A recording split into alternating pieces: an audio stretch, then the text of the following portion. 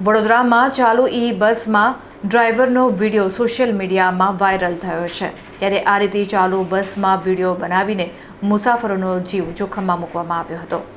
Vadodara municipal corporation દ્વારા શહેરીજનોની સુવિધા માટે શરૂ કરવામાં આવેલી ઇલેક્ટ્રિક બસ સેવા હાલ એક ગંભીર વિવાદને કારણે ચર્ચાના કેન્દ્રમાં આવી છે। સોશિયલ મીડિયા પર એક ચોંકાવનારો વિડીયો વાયરલ થયો છે, જેમાં એક બસનો ડ્રાઈવર ચાલુ બસે સ્ટીયરિંગ પરથી ધ્યાન હટાવીને મોબાઈલમાં રીલ બનાવતો નજરે પડે છે। ડ્રાઈવરની આ ઘોર બેદરકારીને કારણે બસમાં સવાર નિર્દોષ મુસાફરોની સુરક્ષા સામે મોટા પ્રશ્નાર્થ ચિહ્નો ઊભા થયા છે। જાહેર પરિવહનના નિયમો અનુસાર ચાલકે વાહન ચલાવતી વખતે સંપૂર્ણ ધ્યાન રોડ પર રાખવાનું હોય છે। જો કે આ વિડીયોમાં ડ્રાઈવર ટ્રાફિક અને મુસાફરોના જીવની પરવા કર્યા વિના સોશિયલ મીડિયાના ક્રેઝમાં મશગુલ દેખાય છે। વિડીયો વાયરલ થતાં જ નાગરિકોમાં ભારે આક્રોશ જોવા મળી રહ્યો છે અને વડોદરા મહાનગરપાલિકાના તંત્ર સામે પણ સવાલો ઉઠી રહ્યા છે।